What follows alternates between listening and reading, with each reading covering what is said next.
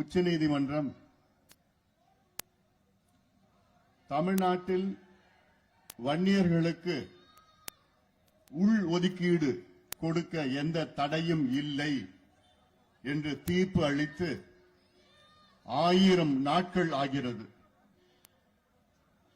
இந்த 1000 நாட்களில் அதிகாரம் இருந்தும் அதை கொடுக்க மனமில்லாத திராவிட மாடல் திமுக அரசுக்கு மனமில்லை.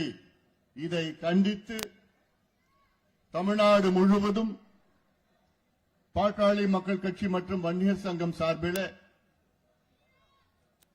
அனைத்து மாவட்டங்களிலும் நடைபெறுகின்ற இந்த தொடர் முழுக்க கண்டன ஆர்ப்பாட்டம் காஞ்சிபுரத்தில் இங்கே நடைபெற்றுக் கொண்டிருக்கிறது. இந்த ஆர்ப்பாட்டத்தை நடத்தி கொண்டிருக்கின்ற மாவட்ட செயலாளர் என்னுடைய அருமை தம்பி மகேஷ்குமார் அவர்கள், மாவட்ட தலைவர் உமா அவர்கள்,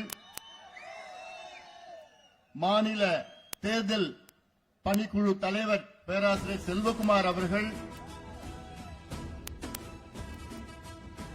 டாஸ்மாக் கடைகளை அடித்து நொறுக்கிய நம்முடைய முன்னாள் சட்டமன்ற உறுப்பினர் சக்தி கமலம்பாள் அவர்கள்,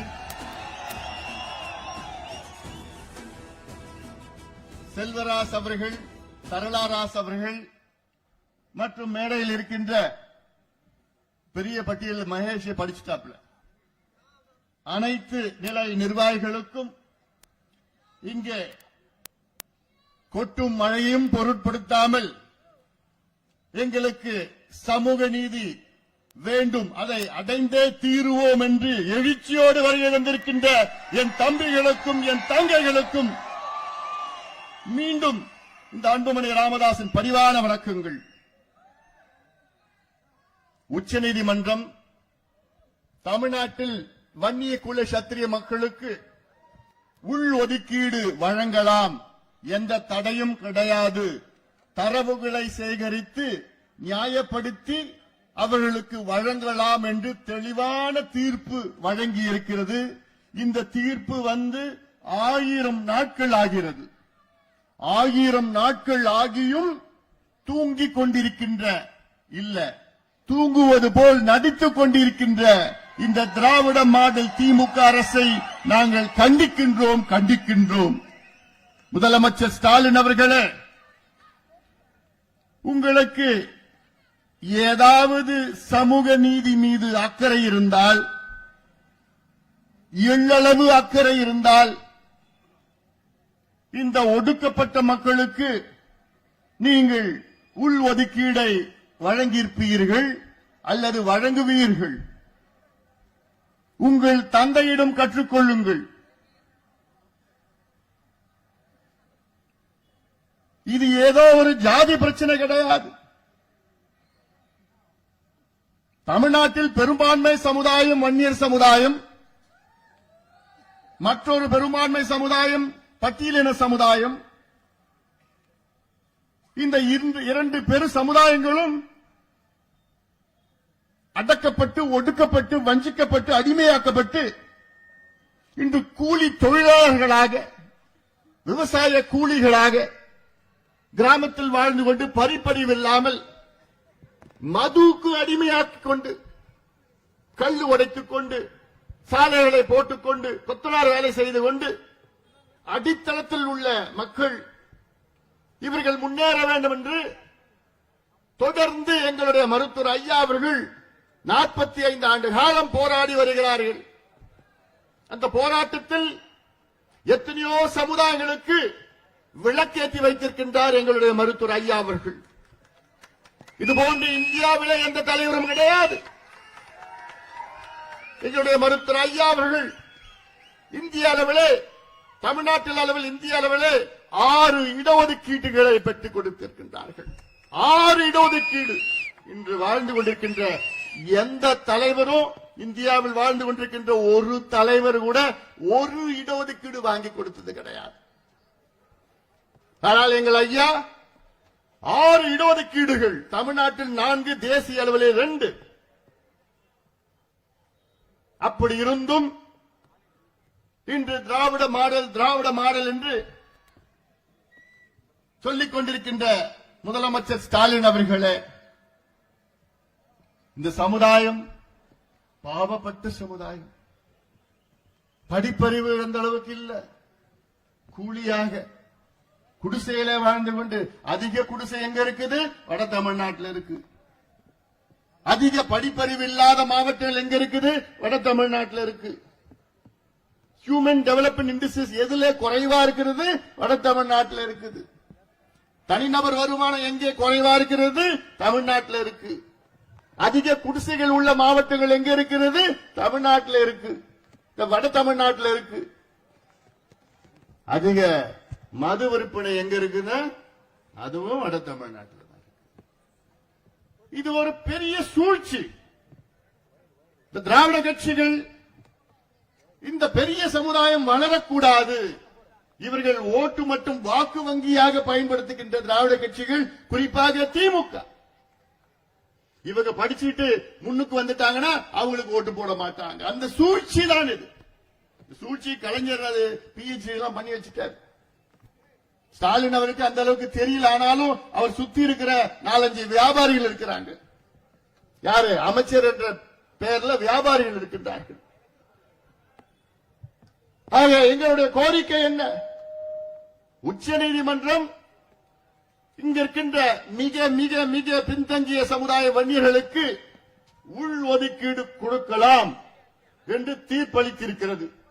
அதுல என்ன சொல்லியிருக்கிறாங்க உச்சநீதிமன்றம்? தரவுகளை சேகரித்து, டேட்டா சேகரித்து கொடுங்க. அந்த உச்சநீதிமன்ற தீர்ப்புல அதை தெளிவாக சொல்லியிருக்கிறார்கள். என்ன?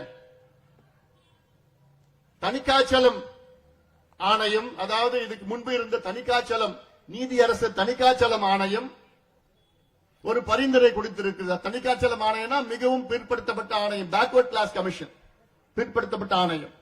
அது ஒரு பரிந்துரை கொடுத்திருக்கிறது.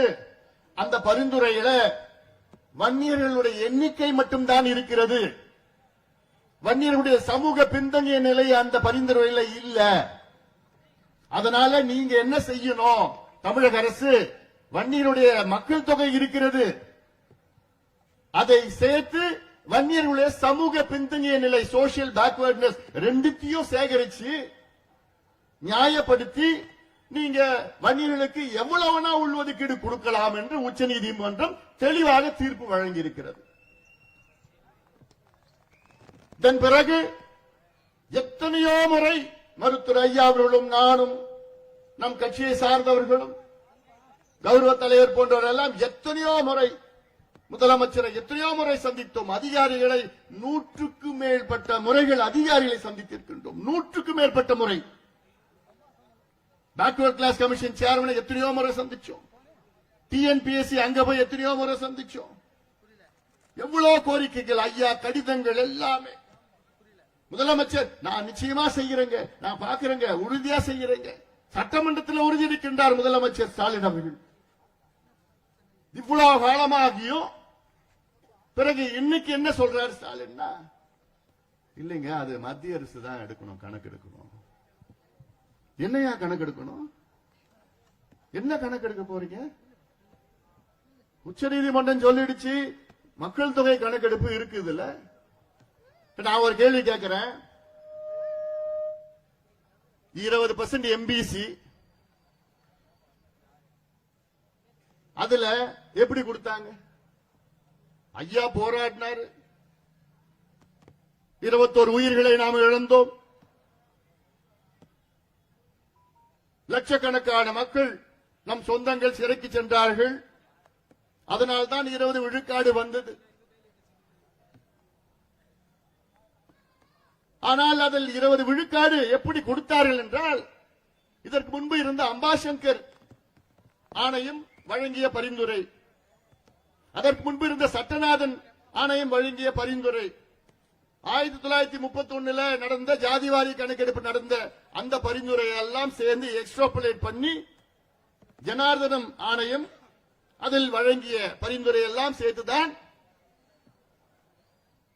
உள்ஒதுக்கீடு கொடுத்தாங்க. 20 விழுக்காடு அதற்கு முன்பு கொடுத்தார்கள், 89 கொடுத்தார்கள். அப்போ 20 விழுக்காடு எம்பிசி உள்ஒதுக்கீடு நீங்க ஏத்துப்பீங்க. ஆனால் அதற்குள் இருக்கின்ற வங்கிகளுக்கு 10% உங்களுக்கு டேட்டா கிடையாது. எல்லாமே ஒரே பரிந்துரை தான்.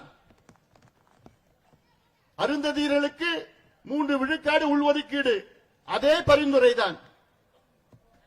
இஸ்லாமியர்களுக்கு 3.5 விழுக்காடு உள்ஒதுக்கீடு அதே பரிந்துரை தான். 20% எம்பிசி கொடுத்தது அதே பரிந்துரை தான். ஆனால் வன்னியர்களுக்கு மட்டும் எங்களுக்கு டேட்டா இல்லை. எவ்வளவு பெரிய ஒரு மோசடி தமிழ்நாட்டில் ஸ்டாலின் அவர்கள் தலைமையிலே நடந்து கொண்டிருக்கிறது. எவ்வளவு பெரிய மோசடி! இதெல்லாம் சாதாரண மோசடி கிடையாது, விட போறது கிடையாது. ஏன்னா நம்ம வாழ்க்கையே என்ன? வாழ்க்கையே போராட்டம் தான், போராட்டம் தான், போராட்டம் போராட்டம் போராட்டம். ஐயா 45 ஆண்டு காலம் போராட்டம் போராட்டம் போராட்டம். ஏன்னா இவர்களுக்கு அந்த புரிதல் கிடையாது. புரிதல் இருக்கு, ஆனாலும் மனசு கிடையாது. இது செஞ்சுட்டா இவங்க எல்லாம் படிச்சுட்டு முன்னுக்கு வந்துருவாங்க. இவங்க எல்லாம் அப்படியுமே இருக்கணும், குடிசையில இருக்கணும், மாடு மேய்க்கணும், ஆடு மேய்க்கணும், குடிச்சிட்டு இருக்கணும், அப்படியே இருக்கணும், கஞ்சியை குடிச்சிட்டு இருக்கணும், அப்படியேதான் இருக்கணும்.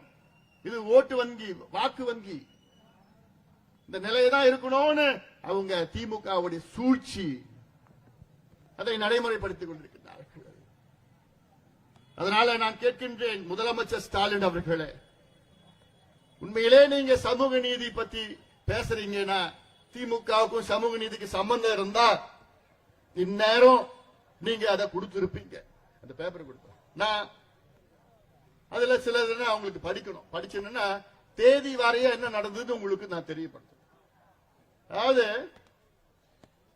சமீபத்தில் பாத்தீங்கன்னா சில திமுக பொய் புலிகிகள், அவன் தொழிலே பொய் பொழுகிறது.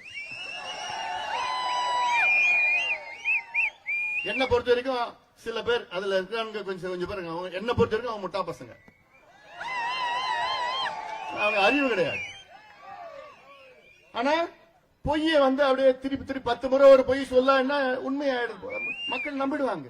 அதுதான் கோயபிள்ஸ் பிரச்சாரம்.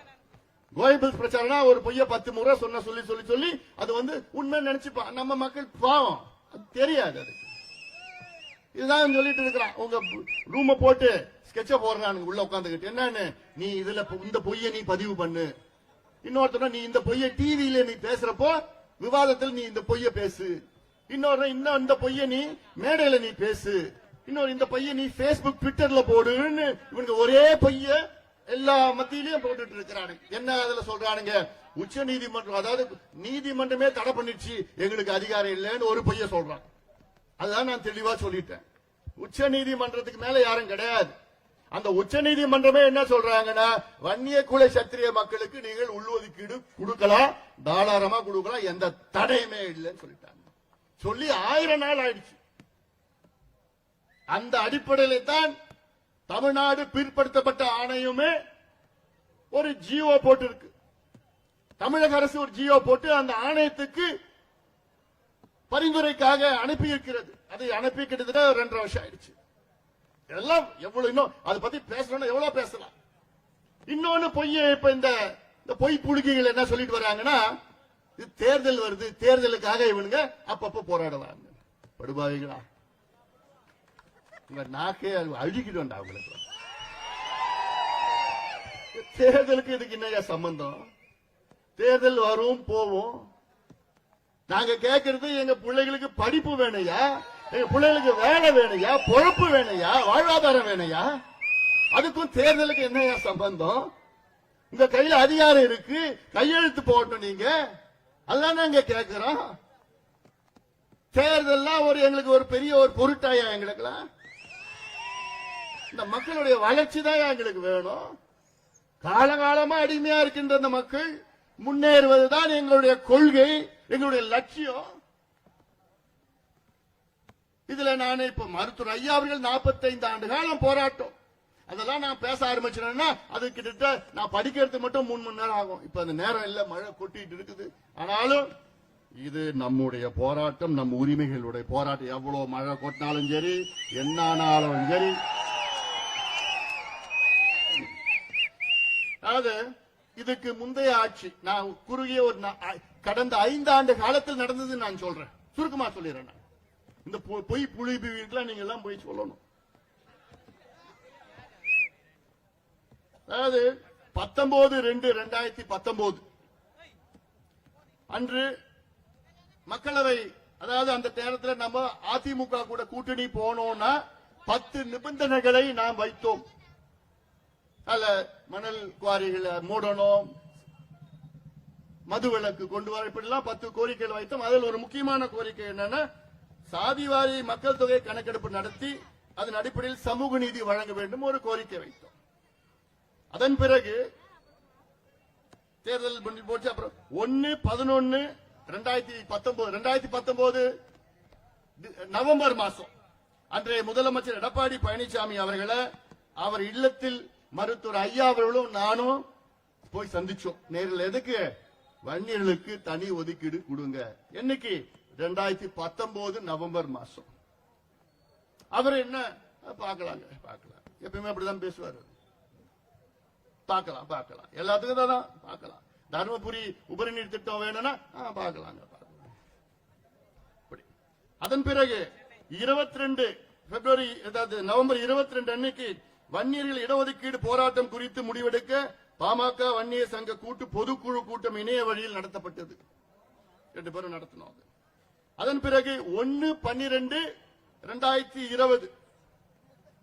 1/12/2020 வன்னியர் இடஒதுக்கீடு வழங்க வேண்டும் என்ற கோரிக்கை வலியுறுத்தி சென்னையில மிகப்பெரிய ஒரு ஆர்ப்பாட்டம் பண்ணோம். எல்லாம் உங்களெல்லாம் தடுத்துட்டாங்க, போற வழியில தடுத்துட்டாங்க. நிறைய பேர் பார்த்தோம். அதுல ஆர்ப்பாட்டம் நடத்தும், மிகப்பெரிய ஒரு ஆர்ப்பாட்டம். அதுல எத்தனையோ பேர் கைது பண்ணாங்க. அதன் பிறகு போராட்டம் முடிந்தவுடன் முதலமைச்சர் அவர்கள் வந்து எங்களை அழைச்சார். நாங்கள் போய் முதலமைச்சர் பார்த்து எங்க கோரிக்கைகளை கொடுத்தோம். எங்களுக்கு உள்ஒதுக்கீடு வேண்டும் என்று கோரிக்கைகளை கொடுத்தோம். தனி ஒதுக்கீடு வேணும் கோத்தோம். உள்ஒதுக்கீடு தனி ஒதுக்கீடு வேணும் கேட்டோம். அதன் பிறகு டிசம்பர் 1ஆம் தேதி தொடங்கிய போராட்டம் டிசம்பர் 4ஆம் தேதி வரை தொடர்ந்து 4 நாள் போராட்டம் நடத்தினோம் 20. அதன் பிறகு டிசம்பர் 22ஆம் தேதி அன்னைக்கு மூத்த அமைச்சர்கள் இருவரும் தைலாபுரம் தோட்டத்திற்கு அங்கே ஐயாவை வந்து சந்தித்தார்கள். அவர்கிட்ட ஐயா சொல்லிட்டார், இடஒதுக்கீடு கொடுக்க வேண்டும், அவசியமா கொடுக்கணும். வேற எதுவுமே பேசல. அதன் பிறகு டிசம்பர் 14ஆம் தேதி, அதற்கு முந்தைய 14ஆம் தேதி வந்து திங்கட்கிழமை தமிழ்நாடு முழுவதும் 12,621 கிராம நிர்வாக அலுவலர்கள் அலுவலகம் முன் மாபெரும் மக்கள் திரள் போராட்டம் நடத்தணும். எல்லாமே தனி எல்லா விஏஓ ஆபீஸ் இருக்குல்ல கிராமத்துல, அதற்கு முன்பு தமிழ்நாடு முழுவதும் போராட்டம் நடத்தணும். எதுக்கு? தனி ஒதுக்கீடு வேணும். அதன் பிறகு டிசம்பர் 23ஆம் தேதி அன்னைக்கு 528 பேரூராட்சிகள் முன்பு அப்பயும் அங்கேயோ தொடர் முழக்கம் ஒரு போராட்டம் நடத்தணும். டிசம்பர்ல படிக்கிறதுக்குள்ள மழை வந்து பேப்பர்லாம் இது வேணும்.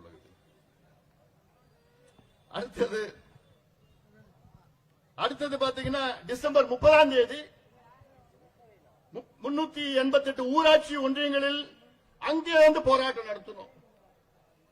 அதன் பிறகு 2021 ஜனவரி 8ஆம் தேதி அன்னைக்கு முதலமைச்சர் எடப்பாடி பழனிசாமி அவர்களை பாட்டாளி மக்கள் கட்சியின் அன்றைய தலைவர் இருந்தார் ஜி.கே. மணி அவர்கள் தலைமையில் 3 பேர் குழு அவரை போய் சந்திச்சு வன்னியர்களுக்கு இடஒதுக்கீடு வேண்டும் என்று கோரிக்கை வைத்தோம். அதன் பிறகு ஜனவரி 11ஆம் தேதி அமைச்சர்கள் தங்கமணி, வேலுமணி ஆகிய மருத்துவர் ஐயா அவர்கள் தைலாபுரம் தோட்டத்தில் வந்து சந்திச்சாங்க. ஐயா சொன்ன வார்த்தை, இடஒதுக்கீடு அவசியமா கொடுக்கணும். அங்க மற்றபடி பேச கூட்டணி எதுவும் பேசல, இடஒதுக்கீடு பேசியாச்சு. இல்ல அவங்க போயிட்டாங்க. அப்புறம் அதன் பிறகு ஜனவரி 29ஆம் தேதி வெள்ளிக்கிழமை காலை தமிழ்நாட்டில் 38 மாவட்ட தலைநகரங்களில் ஒரு ஆர்ப்பாட்டம் நடத்தணும். எத்தனை போராட்டம், எத்தனை ஆர்ப்பாட்டம் நடத்திட்டு இருக்கிறோம். அதே போன்று அதுக்கு முன்பு டிசம்பர் 30ஆம் தேதி, அப்ப ஜனவரி 31ஆம் தேதி அன்னைக்கு பாத்தீங்கன்னா பாமக சிறப்பு நிர்வாக குழு கூட்டம் நடத்தணும். ஐயா தலைமையில நடத்தணும். எதுக்கு? இந்த இடஒதுக்கீடுக்கு தான் நடத்தணும். அப்புறம் பிப்ரவரி 3ஆம் தேதி வன்னியர் இடஒதுக்கீடு குறித்து தமிழக அரசுடன் பாமக குழுவினர் பேச்சு.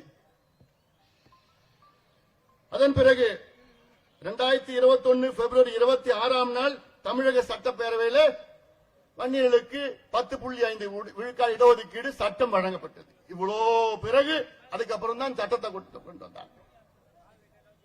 அதன் பிறகு 26ஆம் தேதி அரசாணை பிறப்பிக்கப்பட்டது.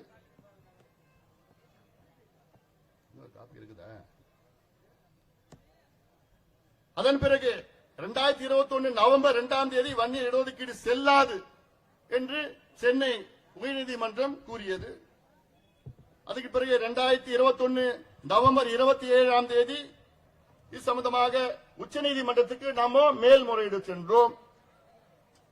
2022 பிப்ரவரி 23ஆம் தேதி உச்சநீதிமன்றத்தில் வழக்கு விசாரணை முடிவடைந்து தீர்ப்பு ஒத்திவைக்கப்பட்டது. 2022ஆம் ஆண்டு மார்ச் 31ஆம் தேதி இங்க பாத்துங்க 2022ஆம் நாள் ஆண்டு மார்ச் 31ஆம் தேதி உச்சநீதிமன்றம் தீர்ப்பளித்தது. தீர்ப்பளித்து இப்போ எவ்வளவு நாள் ஆகுது? 1000 நாள் ஆகுது. அப்போ அதன் பிறகு வன்னியர் இடஒதுக்கீடு தொடர்பான விவகாரத்தில் அடுத்த கட்ட நடவடிக்கை குறித்து பாட்டாளி கட்சி அவசர செயற்குழு கூட்டம் ஏப்ரல் 2ஆம் தேதி நடத்துறோம். அதன் பிறகு ஏப்ரல் 7ஆம் தேதி சட்டப்பேரவையில் இது சம்பந்தமாக நம்முடைய சட்டமன்ற உறுப்பினர்கள் கவன ஈர்ப்பு தீர்மானம் கொண்டு வருகிறார்கள்.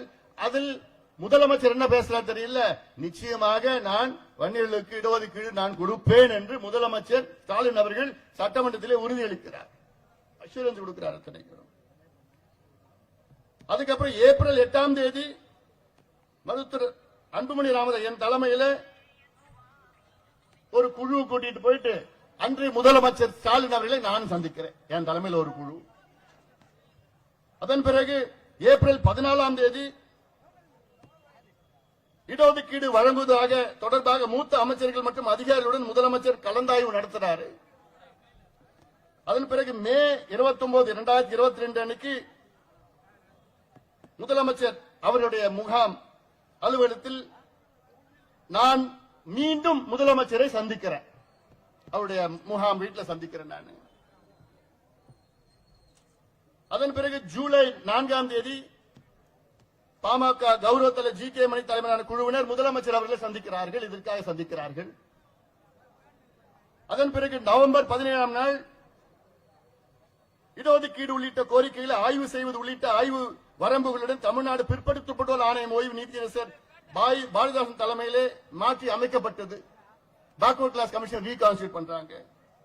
2023 ஜனவரி 12ஆம் தேதி உச்சநீதிமன்ற தீர்ப்பின் அடிப்படையில் தமிழ்நாட்டில் கல்வி மற்றும் வேலைவாய்ப்பில் மிகவும் பிற்படுத்தப்பட்ட வகுப்பினர் மற்றும் சீர் மரபினருக்கான 20 விழுக்காடு இடஒதுக்கீட்டில் வன்னியர்களுக்கு உள்ஒதுக்கீடு வழங்க கோரும் கோரிக்கைகளை ஆய்வு செய்து 3 மாதங்களுக்குள் அரசு அறிக்கை அளிக்க வேண்டும் என்று கூடுதல் ஆய்வு வரம்பை நிர்ணயித்து பிற்படுத்தப்பட்டோர் ஆணையத்திற்கு அரசு ஆணையிட்டது. இன்னைக்கு எவ்வளவு நாள்ல 3 மாதத்தில் கொடுக்கணும்னு government of Tamil Nadu backward class கமிஷனுக்கு ஆணையிடுது. அதன் பிறகு ஏப்ரல் 11ஆம் தேதி 2023 இடஒதுக்கீடு குறித்து அறிக்கை அளிப்பதற்கான காலக்கெடு மேலும் 6 மாதம் வேணும்னு கால அவகாசம், இன்னும் கால அவகாசம் பேக்வர்ட் கிளாஸ் கமிஷன் கேட்குது. ஒரே மாதத்தில் பண்ணலாம், எல்லாமே கம்ப்யூட்டர்ல இருக்கு, டேட்டா எல்லாமே கம்ப்யூட்டர்ல இருக்கு, ஒரு மாசத்துல பண்ணிட்டு போயிடலாம். ஆனால் அதன் பின்பு 6 மாதங்கள் ஆகியும் 3 மாதங்கள் கால அவகாசம், அப்புறம் அதன் பின் ஓராண்டு கால அவகாசம் என்று மொத்தத்தில் பாத்தீங்கன்னா 2 ஆண்டுகள் கடந்து விட்டது. அதனால அதாவது இந்த 2 ஆண்டு காலமாக பேக்வர்ட் கிளாஸ் கமிஷன் மிக்சர் உள்ள இருக்கிறவங்க மிக்சர் சாப்பிட்டு இருக்காங்க, காஃபி டீ மிக்சர், வேற எதுவும் வேலை பண்ணல. இப்போ கம்ப்யூட்டர்ல இருக்க டேட்டாவை டவுன்லோட் பண்ணி இந்த மாதிரி டவுன்லோட் பண்ணி முதலமைச்சர் கொடுத்து கையெழுத்து போட்டா முடிஞ்சு போச்சு. இது ஒரு வேலையாது? சாதாரண வேலை இது. அவ்வளவு டேட்டா இருக்கு, கம்ப்யூட்டர்ல இருக்கு. அதன் பிறகு அக்டோபர் 9ஆம் தேதி 2023 அக்டோபர் 9ஆம் தேதி என் பிறந்தநாள் அன்னைக்கு, பிறந்தநாள் பரவாயில்ல, முதலமைச்சர் போய் எதுக்கு சந்திக்கிற? வன்னியர்களுக்கு பாவப்பட்ட மக்களுக்கு இடஒதுக்கீடு கொடுங்கன்னு என் பிறந்தநாள் அன்னைக்கு கூட முதலமைச்சர் போய் நேரில் போய் சந்திக்கிறேன்.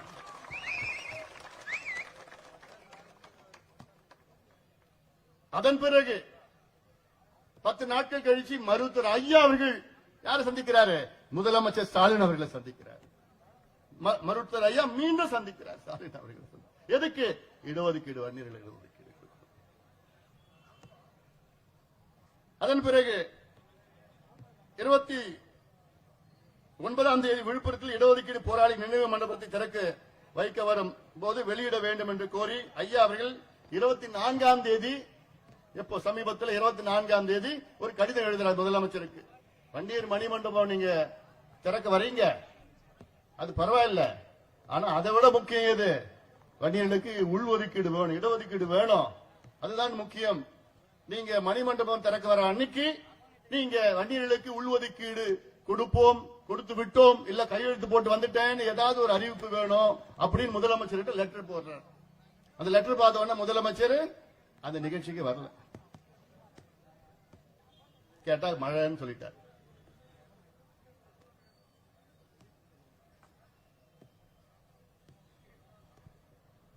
அதன் பிறகு ஒன்றிய பொதுக்குழு கூட்டங்கள் நிறைவேற்றப்பட்டு தீர்மானங்கள் நவம்பர் 26ஆம் தேதி விழுப்புரம் மாவட்ட ஆட்சியரிடம் ஒப்படைக்கப்பட்டது. ஆக இன்னும் நான் போனா எவ்வளவு பேசி இருக்கலாம், போயிட்டு இருக்கலாம். இவ்வளவு செஞ்சோம். ஒரு சில முட்டா பசங்க இவனுங்க எலெக்ஷனுக்காக, தேர்தலுக்காக இப்படி எல்லாம் சொல்லிட்டு இருக்காங்க. அதாவது கடந்த தேர்தலில் நடந்தது தெரியல உங்களுக்கு. அன்றைக்கு எடப்பாடி பழனிசாமி முதலமைச்சராக இருந்த நேரத்தில் ஐயா என்ன சொன்னாரு? எங்களுக்கு ஒரு சீட்டு கூட வேண்டாங்க, வெத்து பேப்பர்ல நான் கையெழுத்து போட்டு கொடுக்கிறேன், எங்களுக்கு வேண்டியது இந்த மக்களுக்கு, வன்னியர்களுக்கு உள்ஒதுக்கீடு கொடுங்க, இதுதான் கேட்டோம். அது எதுவுமே வேண்டாம். தேர்தல் எங்களுக்கு பெருசு கிடையாது. தமிழ்நாட்டின் வளர்ச்சி தான் எங்களுக்கு பெருசு. தமிழ்நாட்டில் அடக்கப்பட்ட, ஒடுக்கப்பட்ட, வஞ்சிக்கப்பட்ட, பின்தங்கியுள்ள மக்கள் முன்னேற வேண்டும். இது வன்னியர்கள் மட்டும் கிடையாது, அது போன்ற இருக்கின்ற மற்ற சமுதாயங்களும் முன்னேற வேண்டும் என்றுதான் எங்களுடைய நிலைப்பாடு. அதுதான் உண்மையான சமூக நீதி. முதலமைச்சர் இன்னைக்கு நான் முதலமைச்சர்கிட்ட கேட்கிறேன்,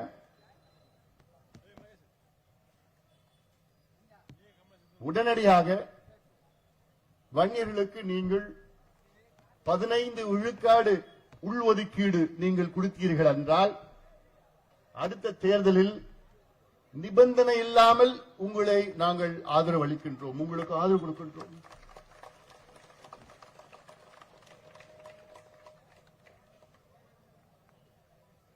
பதினைந்து விழுக்காடு கையெழுத்து போடுங்க, ஒட்டுமொத்த இந்த சமுதாயம் உங்களுக்கு ஆதரவு அளிக்கும். நிபந்தனை எல்லாம் வேண்டாம், எங்களுக்கு சீட்டு கீட்டு எதுவுமே வேண்டாம், எங்களுக்கு உங்களால கொடுக்க முடியுமா?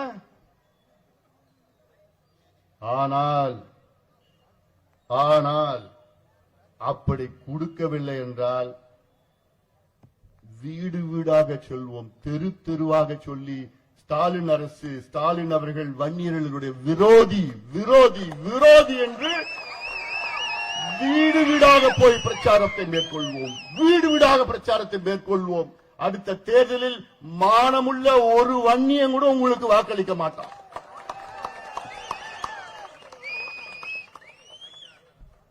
அது எப்படி செய்யணும்னு எங்களுக்கு தெரியும். இது எங்களுடைய சமூக நீதி போராட்டம். இதை சில பேர் கொச்சப்படுத்திட்டு இருக்கிறாங்க உங்க கட்சியில. அதை கூட கண்டிக்க துப்பு இல்லை உங்களுக்கு. ஆனா பேசுறது இது மத்திய அரசு பண்ணணும், மத்திய அரசு பண்ணணும், இதுல ஜாதி வாரி கணக்கெடுப்பு நடத்தணும்னு வேற, அதுல ஒரு புதுசா ஒரு பில்டப் ஒண்ணு.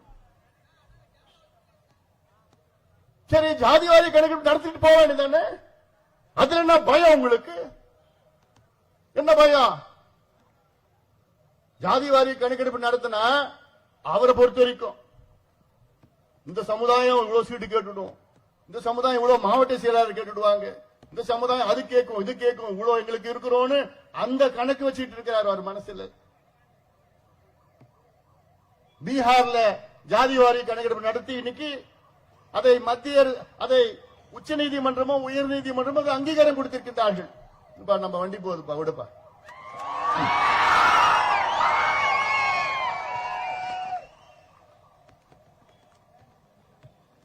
தெலுங்கானா மாநிலத்தில் 27 நாட்களில் ஜாதிவாரி கணக்கெடுப்பு நடத்தி முடித்திருக்கின்றார்கள். எவ்வளவு நாள்ல? 27 நாட்களில். ரேவந்த் ரெட்டி அவருக்கு சமூக நீதி உணர்வு இருக்கிறது. 27 நாட்களை கணக்கெடுப்பு நடத்தி இப்போ அது பரிந்துரை கிட்ட வந்துடுச்சு. இப்போ ஆந்திராவில் எடுத்து முடிச்சுட்டாங்க, கர்நாடகாவில் எடுத்து முடிச்சுட்டாங்க, ஒரிசால எடுத்துட்டு இருக்கிறாங்க, ஜார்க்கண்ட்ல எடுத்துட்டு இருக்கிறாங்க, பீகார்ல முடிச்சிட்டாங்க. ஆனா சமூக நீதி எங்க தாத்தா, எங்க அப்பா, எங்க அம்மா எல்லாம் சமூக நீதி எங்களுக்கு கத்து கொடுத்தாங்க, சமூக நீதி சோறு போட்டு நாங்க தான் வளர்ந்தோம், இப்படி எல்லாம் சொல்லி சொல்லி வசனம் பேசுகிற திமுக சமூக நீதிக்கு உங்களுக்கு சம்பந்தமே இல்லையா? இன்னைக்கு தந்தை பெரியார் அவருடைய நினைவு நாள். இன்னைக்கு அவரை நாங்கள் என்றுமே நாங்கள் வணங்குவோம். அவர்தான் எங்களுடைய கொள்கை வழிகாட்டி.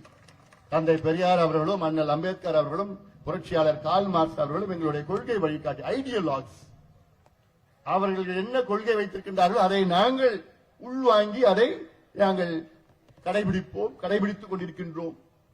அவருடைய கொள்கைகளை நாங்க தான் நிறைவேற்றிட்டு இருக்கிறோம். ஆனால் அவங்க பேரை சொல்லி ஏமாத்திட்டு இருக்கிற கட்சிகள்லாம் இருக்கு. அதுல நம்பர் 1 யாரு? திமுக. நம்பர் 1 பேரு தான். சமீபத்தில் கூட அம்பேத்கர், அண்ணல் அம்பேத்கர், அம்பேத்கர்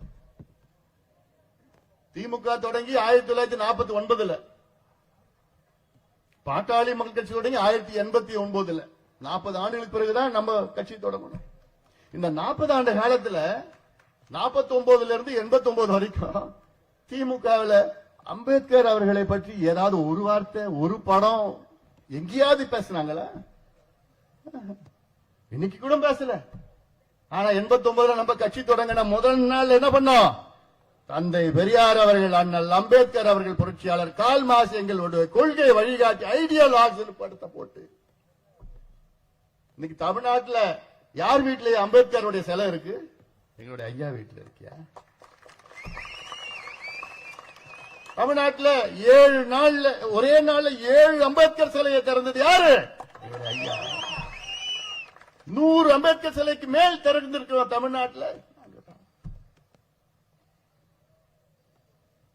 இதை மக்கள் புரிந்து கொள்ள வேண்டும். இவங்களோட நோக்கம் என்ன? அதாவது அந்த காலத்தில் ஒரு சொல்லு இருக்கு, ஊர் 2 பட்டா கூத்தாடிகளுக்கு கொண்டாட்டம். அப்ப நான் யாரையும் கூத்தாடின்னு சொல்லல. இப்ப ஊர் 2 பட்டுனா ஊர்னா என்ன? அப்போ ஒரு பக்கம் வன்னியர்கள், ஒரு பக்கம் பட்டியலினத்தை சமுதாயத்தை சார்ந்தவர்கள். இவங்க 2 பேரும் சண்டை போட்டுக்கிட்டாங்கன்னா யாரு கூத்தாடிங்க?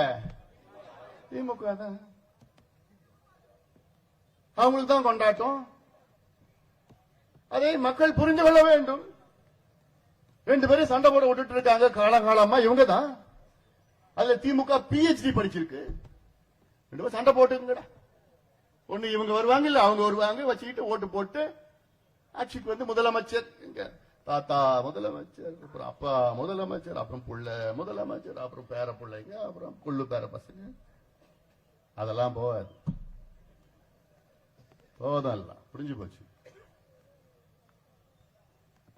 ஏன்னா மக்கள் உங்களை பத்தி தெரிஞ்சுக்கிட்டாங்க.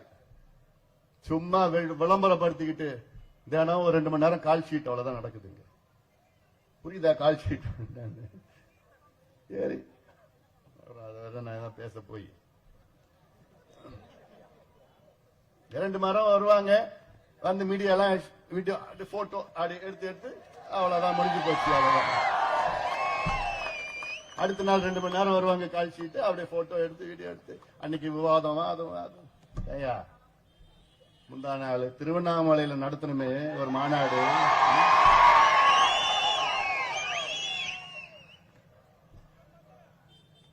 இந்தியாவில் 25 நாள்ல யாராவது இது போன்ற ஒரு மாநாடு நடத்த முடியுமா? 25 நாள்ல முடிவு பண்ணி இவ்வளவு பெரிய மாநாடு அங்க கிட்டத்தட்ட 5 லட்சம் பேர் விவசாயிகளும் இளைஞர்களும் அங்கே கூடினார்கள். திருவண்ணாமலையில அழுந்து போயிட்டாங்க. இப்ப எல்லாம் தமிழ்நாட்டில் மற்ற கட்சிகள் அழுந்து போயிட்டாங்க. என்ன சொல்றாங்க? எப்பயா பிளான் பண்ணீங்க? எங்களுக்கு யாருமே தெரியாதியா? எப்பயா அதெல்லாம் பண்ணீங்க? சில பேர் மாநாடுனா 10 மாசம் 1 வருஷமா செவுத்துல எழுதி விளம்பரப்படுத்திக்கிட்டு அப்புறம் இந்த மாநாட்டுக்கு டிவியில பேசுவோம். அவங்க போவாங்களா? இவங்க போவாங்களா? இவங்க ஏன் போவாங்க? எதுக்கு போறாங்க? அப்படி போவாங்களா? இப்படி போவாங்களா? இப்படி ட்ரெஸ் போடுவாங்களா? அப்படிலாம் போய் நமக்கு எதுவுமே இல்ல. செவுத்துல கூட எழுதுறடா, அங்கங்க எழுதி வச்சுட்டாங்க. ஏன்னா என் தம்பிங்களா, திருவண்ணாமலைக்கு வாங்கடான்னு சொன்ன ஒரே வார்த்தைக்காக 5 லட்சம் என் தம்பிகளும் தங்கைகளும் அங்கே வந்து கூடினார்கள். அவ்வளவுதான், ஒரு வார்த்தை போதும். எங்களுக்கு விளம்பரம்லாம் தேவையில்லை, மற்றவங்களை போன்ற இல்ல. உணர்வுள்ள என் தம்பிகள் என் தங்கைகள் கோடிக்கணக்கானவர்கள் தமிழ்நாட்டில் இருக்கின்றார்கள். இவரெல்லாம் சேர்ந்து ஒரு மாற்றம் வர வேண்டும் என்ற நம்பிக்கையோடு இருக்கின்றார்கள். அந்த மாற்றத்தை நாம் மட்டும்தான் கொடுக்க முடியும். எந்த கட்சியாவது இவ்வளவு விவசாயிகளை அழைத்து விவசாயிகளுடைய உரிமைகளுக்காக இவ்வளவு ஏதாவது ஒரு மாநாடு இதுவரைக்கும் யாராவது நடத்திருக்காங்களா? யாரும் நம்பதான். உணர்வு பூர்வமானவர்கள் நாங்கள். உழவு குடிகள் முன்னேற வேண்டும் என்ற நோக்கம் அதுதானே சமூக நீதி. உழவு தொழில் சம்பந்தமா ஸ்டாலின் அவர்களுக்கு ஏதாவது ஒண்ணு தெரியுமா? ஒண்ணுமே தெரியாது. அதெல்லாம் நான் சொல்ல வேண்டாம், நீ சும்மா ஏதாவது சொல்லிட்டு இந்த மைக்கில் புடிச்சிடும் அதெல்லாம். அதனால இன்னைக்கு நாங்க கேட்கிறது நியாயமான கோரிக்கை. ஏன் நியாயம் நான் சொல்றேன்னா, நான் எத்தனையோ வகையில என்னால நியாயப்படுத்த முடியும். அதாவது உச்சநீதிமன்றமும் ஒரு கேள்வி கேட்டுச்சு. என்ன கேள்வி கேட்டுச்சு உச்சநீதிமன்றம்? எம்பிசி இருக்கு, எம்பிசியில 116 சமுதாயங்கள் இருக்கிறாங்க. அது ஏன் 116 சமுதாயங்களுக்கு 20% கிடைக்குது? அது ஏன் ஒரு சமுதாயத்துக்கு நீங்க ஏன் 10% நீங்க கொடுக்குறீங்க? கேட்ட கேள்வி, உச்சநீதிமன்றம் கேட்ட கேள்வி. அது சில பேர் அது நியாயமான கேள்விதான் மனசுல படும். 116 சமுதாயம் இருக்குது, அவ்வளவு சமுதாயத்தை விட்டுட்டு ஒரு சமுதாயத்துக்கு மட்டும் 10% கொடுக்குறீங்களே, இந்த கேள்வி கேட்டாங்க. அதற்கு சரியான பதில் தமிழக அரசு அளிக்கல. இதுல எப்படின்னா 20% எம்பிசி, அதுல 116 சமுதாயங்கள். இந்த 116 சமுதாயங்களும் தமிழ்நாடு மக்கள் தொகை கணக்கெடுப்பு நடத்தினா அதுல 21 விழுக்காடு பாப்புலேஷன். தமிழ்நாட்டில் எம்பிசியில் இருக்கிற 116 சமுதாயங்களும் தமிழ்நாட்டோட மக்கள் தொகையில 21 விழுக்காடு, 20.8 விழுக்காடு. நான் 21 சொல்றேன். அதுல 115 சமுதாயம், 116ல 115 சமுதாயம் மொத்தம் எவ்வளவு விழுக்காடு தெரியுமா? 6.7 விழுக்காடு. ஒரு சமுதாயம், வன்னிய சமுதாயம் எவ்வளவு? 14.2 விழுக்காடு. ஒரு சமுதாயம் 14.2 விழுக்காடு 116 சமுதாயத்தில். மீதி இருக்கிற 115 சமுதாயம் 6.7 விழுக்காடு தான். இத சரியான முறையில் உச்சநீதிமன்றத்தில் பேசல. அதே வேளையில் இந்த சமுதாயம் ஏன் முன்னேறல? எவ்வளவு டேட்டா இருக்கிறது. அதுல முக்கியமானது என்ன? இன்னைக்கு 109 மூத்த காவல்துறை அதிகாரிகள் இருக்கின்றார்கள். மூத்த ஐஏஎஸ், அதாவது டிஜிபி, ஏடிஜிபி, ஐஜி, டிஐஜி, அதுக்கு கீழே எல்லாம் எஸ்பி எல்லாம் இருக்கிறாங்க. அதெல்லாம் இல்ல, நான் டிஐஜி லெவல்ல சொல். டிஐஜி, ஐஜி, ஏடிஜிபி, டிஜிபி 109 பேர் இருக்கிறாங்க தமிழ்நாட்டில் மூத்த காவல்துறை. அது எத்தனை பேர் தெரியுமா? வன்னியர் எத்தனை? ஒன்னே ஒண்ணுதான். இது எவ்வளவு அநியாயம் இல்ல, இது அக்கிரமம் இல்ல, இது இதுவா சமூக நீதி? தமிழ்நாட்டில் 15-18% உள்ள ஒரு சமுதாயத்தில் 109 IAS அதிகாரி, IPS அதிகாரிகள், மூத்த அதிகாரிகள்ல ஒரே ஒருத்தர் தான் வன்னியர்னா, அப்ப என்னையா பண்ணி நீங்க இவ்வளவு காலமா நீங்களா சமூக நீதி பத்தி பேசுவதற்கு உங்களுக்கு யாருக்காவது தகுதி இருக்காயா? இன்னைக்கு கதை விட்டுட்டு இருக்கிற குரூப் 1ல இவங்க இவ்வளவு வந்துட்டாங்க அவ்வளவு வந்துட்டாங்கன்னு சொல்லிட்டு, குரூப் 1ல வந்திருந்தாங்கன்னா இந்நேரம் எத்தனையோ பேர் வந்து DIG IG-ல வந்திருக்கணுமே. இவ்வளவு காலமா யாருமே வரலையே. இது ஒரு அநியாயம் இருக்குமா என் சமுதாயத்திற்கு? தமிழ்நாட்டில் மொத்தம் கிட்டத்தட்ட ஒரு 320 IAS அதிகாரிகள் இருக்கிறார்கள், ப்ரமோஷன் எல்லாம் சேர்த்து. அந்த 320 IAS அதிகாரிகள் கிட்டத்தட்ட 53 துறைகள் செயலாளர்கள் இருக்கின்றார். Secretary, health secretary, finance secretary, industrial secretary, அது மாதிரி செக்ரட்டரி இருக்கிறாங்க. 53 செக்ரட்டரியில எத்தனை பேர் தெரியுமா வன்னியர்? எத்தனை பேரு? 0. ஒருத்தர் தான் இருந்தாங்க, அவரையும் காலி பண்ணிட்டாங்க. அப்போ இந்த சமுதாயத்துடைய ஓட்டு மட்டும் வேணும் உங்களுக்கு. ஆனா இந்த சமுதாயம் முன்னேறக்கூடாது. ஓட்டு வங்கி தான் அடிமையா இருக்கணும், குடிச்சு குடிச்சு குடிச்சு நாசமா போகணும், கூலியாதான் இருக்கணும். ஆனா இவங்க படிக்க கூடாது, படிச்சு வேலைக்கு போக கூடாது. நீ இடஒதுக்கீடு கொடுக்க மாட்டீங்க. நியாயமான இடஒதுக்கீடு, நாங்க வாங்குற இடஒதுக்கீடு, நாங்க தியாகம் செய்த இடஒதுக்கீடு. 21 தியாகிகள் ஒரே நாள்ல காவல்துறையில சுட்டாங்க பாருங்க தியாகிகளை. அன்னைக்கு யாராவது கேட்டீங்களா? ஐயா வாய திறந்தீங்களா? அன்னைக்கு ஒரு தலைவர், ஒரு இயக்கத்தை சார்ந்தவர் அதை ஏதாவது ஒருத்தர் கண்டிச்சீங்களா? இல்ல இல்ல, கேட்கறதுக்கு நாதி இல்ல அன்னைக்கு. இன்னைக்கு 116 சமுதாயம் கொடுத்துட்டு போங்க, தப்பு கிடையாது. ஏன்னா இது ஐயா பொறுத்த வரைக்கும் சமூக நீதினா பின்தங்கிய அத்துணை சமுதாயங்களும் முன்னேறணும், வண்டியர் மட்டும் கிடையாது, எல்லா சமுதாயம் முன்னேறணும். அதுதான் உண்மையான சமூக நீதி. எல்லாத்துக்கும் கொடு. அவங்களுடைய மக்கள் தொகை கணக்கெடுப்பு, மக்கள் தொகை ஒரு பக்கம், சமூக பின்தங்கிய நிலை, ரெண்டுத்தையும் சேர்த்து கொடு, சேர்த்து கொடு. அதுதான் உண்மையான சமூக நீதி. அதை கொடுக்க முடியல. ரொம்ப நாளுக்கு அப்புறம் இன்னைக்கு சுதந்திரம் அடைந்து 78 ஆண்டுகள் ஆகிறது. ஆனால் வன்னியர் சமுதாயத்தில் முதல் நேரடியாக IAS தேர்வில் தேர்ச்சி பெற்ற ஒரு நபர் எப்ப தெரியுமா ஆச்சு? இந்தியா சுதந்திரம் அடைந்து 76 ஆண்டுகளுக்கு பிறகு இந்த சமுதாயத்தில் நேரடியாக IAS தேர்வு தேர்ச்சி பெற்ற ஐஸ்வர்யா. இதுக்கு 76 ஆண்டுகள் ஆகிறது. அப்போ நினைச்சு பாரு இந்த சமுதாயம். இப்ப இருக்கிற IAS அதிகாரி எல்லாம் எப்படி? அவங்க ப்ரமோஷன்ல வந்தவங்க, டைரக்டா யாரும் வர முடியல. இவ்வளோ பின்தங்கி இருக்கிற சமுதாயம், இவ்வளோ பெரிய சமுதாயம்.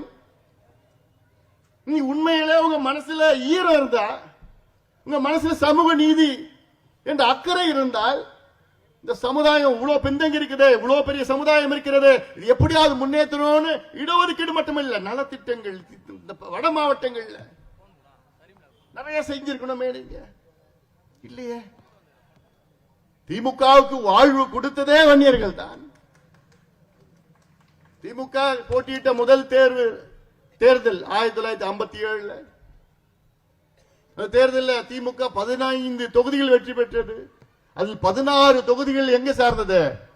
வட மாவட்டம், நம்ம பகுதியில். அவர் மட்டும், கலைஞர் மட்டும் அந்த குளித்தலையில, அதுவும் கிட்டத்தட்ட நம்ம பகுதி மாதிரிதான். காவிரி தெற்கே ஒண்ணும் கிடையாது, காவிரிக்கு வடக்கு தான் இல்ல. 62ல 50 தொகுதிகள் வெற்றி பெறுகிறார்கள். அதுல 45 தொகுதிகள் வட மாவட்டத்தை சார்ந்த. 67 ஆட்சிக்கு வருகிறார்கள், 138 தொகுதிகள். அதில் கிட்டத்தட்ட 90 தொகுதிகள் வட மாவட்டத்தை சார்ந்தது. இவ்வளோ இந்த மக்கள் ஓட்டு போட்டு போட்டு போட்டு உங்களை முதலமைச்சர், உங்களை துணை முதலமைச்சர், இப்ப உங்க புள்ள துணை முதலமைச்சர். ஏன் மூத்த அமைச்சர் துரைமுருகன் அவர்களுக்கு துணை முதலமைச்சர் கொடுத்தா என்ன உங்களுக்கு வலிக்குதா? ஏன் அவர் உழைக்கலையா? இன்னைக்கு திமுகவிலே மூத்தவர் அவர் தான். எவ்வளவு தியாகம் பண்ணிருக்கிறாரு, எத்தனை முறை சிறைக்கு சென்றிருக்கின்றார்கள், இந்த கட்சிக்காக எவ்வளவு உழைத்திருக்கின்றார். ஏன் அவருக்கு ஒரு துணை முதலமைச்சர் கொடுத்துட்டு போலாமே, இன்னொரு துணை முதலமைச்சர் கொடுத்துட்டு போலாமே? ஏன் உங்களுக்கு மனசு வரல? ஏன் அவர் எந்த சமுதாயத்தில் பிறந்துட்டாரு? பாவப்பட்ட சமுதாயம். அதான் ஒரே காரணம், வேற இல்ல. வேற வழி இல்லாம இன்னைக்கு பொருளாளரோ பொதுச் செயலாளரும் கொடுத்திருக்காங்க. வேற வழி இல்ல. இல்ல அதையும் புடிங்கிட்டு வாங்க. இப்ப இருக்கிறது யாரு? சுத்தி வியாபாரிகள் வச்சிருக்கார். சுத்தி முதலமைச்சர் ஸ்டாலின் அவர்கள் சுத்தி வியாபாரிகள். அவங்களுக்கு பிசினஸ் தான் தெரியும் தவிர நிர்வாகம் தெரியாது. ஒரு வியாபாரி காலையில வந்து இன்னைக்கு ஈபில எவ்வளவு வருமானம், இன்னைக்கு கலால் துறையில எவ்வளவு வருமானம், டாஸ்மார்க்ல எவ்வளவு வருமானம் வருவார் ஒரு வியாபாரி. இன்னொரு வியாபாரி இன்னைக்கு ஹைவேஸ்ல எவ்வளவுப்பா இன்னைக்கு எடுப்பா கணக்கு எடுப்பா. இன்னைக்கு பிடபிள்யூ எவ்வளவுப்பா இன்னைக்கு வருமானம், இதெல்லாம் கல்லா கட்டிக்கிட்டு எடுத்துன்னு போய் ஒப்படைக்கணும். இது போன்ற வியாபாரிகள் தான் முதலமைச்சர்களுக்கு ஆலோசகர்களாக இருக்கின்றார்கள். இவங்களுக்கு சமூக நீதி சம்பந்தம் இருக்கா? ஏவாவேலுக்கும் சமூக நீதிக்கு சம்பந்தம் இருக்கா?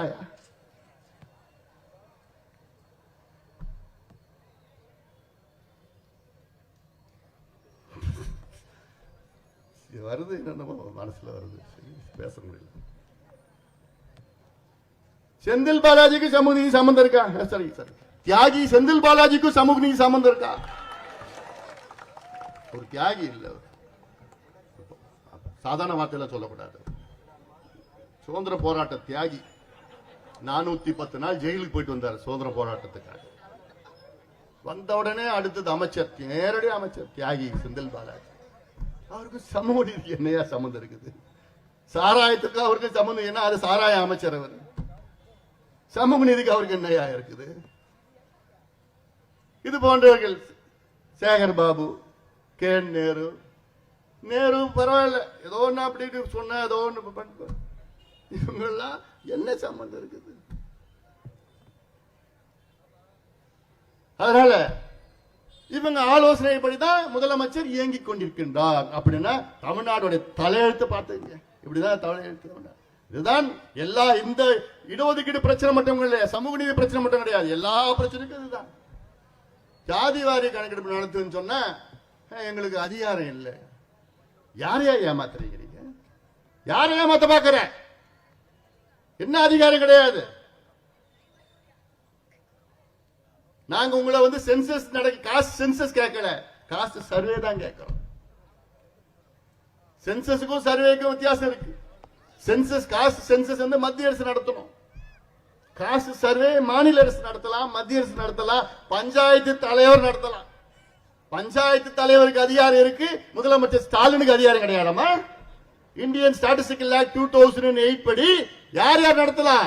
பஞ்சாயத்து தலைவர் நடத்தலாம், ஒன்றிய குழு ஊர் தலைவர் நடத்தலாம், மாவட்ட தலைவர் நடத்தலாம், முதலமைச்சர் நடத்தலாம், மத்திய அரசு நடத்தலாம், யார் வேணா நடத்தலாம். என்ன நடத்தலாம்?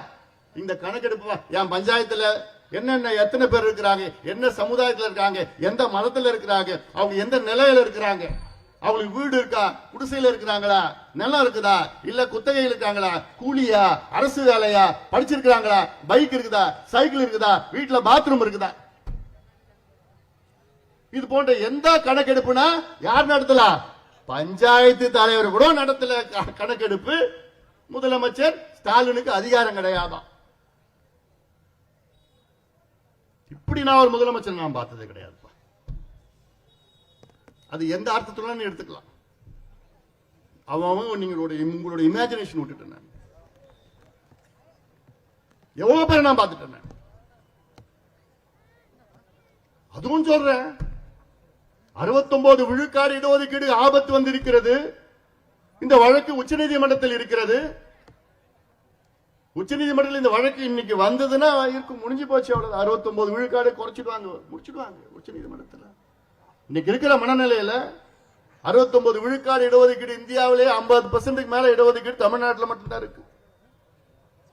அதுவும் யாரு இதுல பாதுகாப்பு கொடுத்தனா ஜெயலலிதா அம்மையார் அவர்கள் 93 94ல அப்போ 9வது அட்டவணையில் பாதுகாப்பு அளிக்கப்பட்டது. 9th ஷெட்யூல் அளிக்கப்பட்டது பிறகுதான் இன்னைக்கு அதுல பாதுகாப்பா இருக்கு. இல்லைன்னா இந்நேரம் முடிச்சிட்டு இருப்பாங்க உச்ச நீதிமன்றத்தில். நீ சமீபத்தில் நாடாளுமன்றத்தில் நான் பேசுறேன், நீங்க கேட்டீங்களா? அது 10 பேர் தான் தலையாட்டுறீங்க. அடப்பாய்களா, கிடைச்சதே 7 நிமிஷம் தான். அதுக்கு அந்த சண்டை போட வேண்டியது அந்த 7 நிமிஷத்துக்கு. அதுல இந்தியாவில் இருக்கின்ற சமூக நீதி நிலைப்பாடு 7 நிமிஷத்துல நான் பார்க்காதது பாருங்க. அது பாருங்க, Anbumani speech in parliament, constitution discussion on constitution பார்த்து உள்ள போனீங்கன்னா தெரிஞ்சிடும். அது பாருங்க, 7 நிமிஷம் தான். அதுல என்னென்ன பிரச்சனை, அதுக்கு என்னென்ன தீர்வு, என்ன செய்யணும்னு தெளிவா அந்த 7 நிமிஷத்துல சொல்லியிருக்கிறாங்க. மத்திய அரசு ஜாதிவாரி கணக்கு நடத்திதான் ஆகணும். 10 ஆண்டுகள் ஒரு முறை மக்கள் தொகை கணக்கு நடத்துறாங்களே, அந்த மக்கள் தொகை கணக்கெடுப்புல ஒரு காலம் பட்டியலின சமுதாயத்திற்கு எஸ்சிக்கு ஒரு காலம் இருக்கு, எஸ்டிக்கு ஒரு காலம் இருக்கு, மைனாரிட்டிஸ் ஒரு காலம் இருக்கு, கிறிஸ்டியன், முஸ்லிம், சீக்கியர்கள், ஜெயினர்கள் ஒரு காலம் இருக்கு. இன்னும் ஒரே ஒரு காலம் என்னன்னு போட்டு சொன்னேன், ஓபிசி ஒரு காலம் போட வேண்டியது. அவ்வளவுதான், ஒரே ஒரு காலம் சேர்க்கணும். அவ்வளவுதான். இது சேர்க்கறதுக்கு இவங்களுக்கு 78 வருஷமா மனசு இல்லை இவங்களுக்கு. யாருக்கு? காங்கிரஸுக்கும் கிடையாது, பிஜேபியும் கிடையாது, 2 பேருக்குமே இல்லை. எத்தனையோ முறை போராடணும், எத்தனையோ முறை கோரிக்கை வச்சு, எத்தனையோ முறை ஐயா கேட்டாரு, காலங்காலமா கேட்டுட்டு தான் வர்றாரு.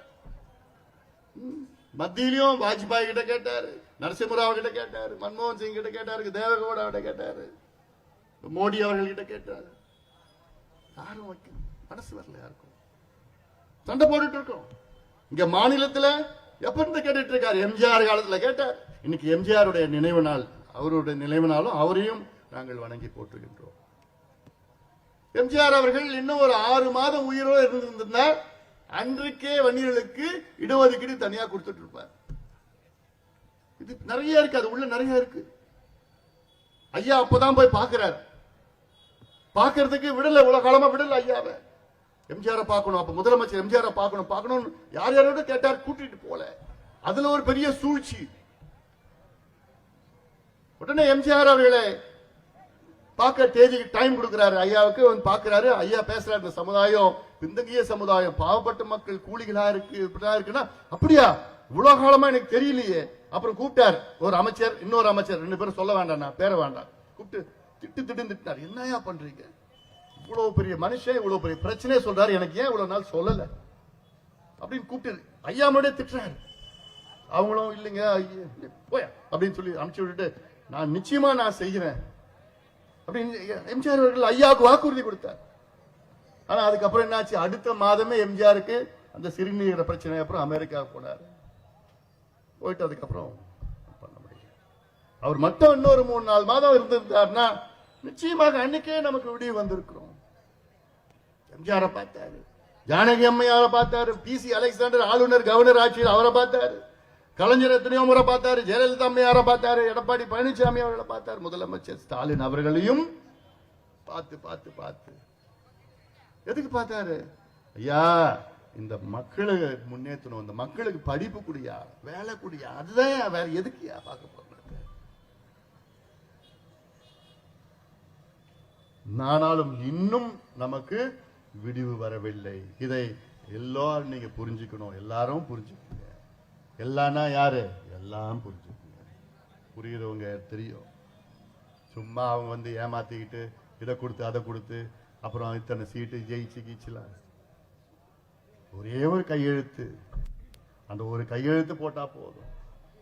இந்த கையெழுத்து போட்டா இந்த பிள்ளைங்க எல்லாருக்கும் படிப்பு கிடைக்கும், இந்த பிள்ளைங்க எல்லாருக்கும் வேலை கிடைக்கும்.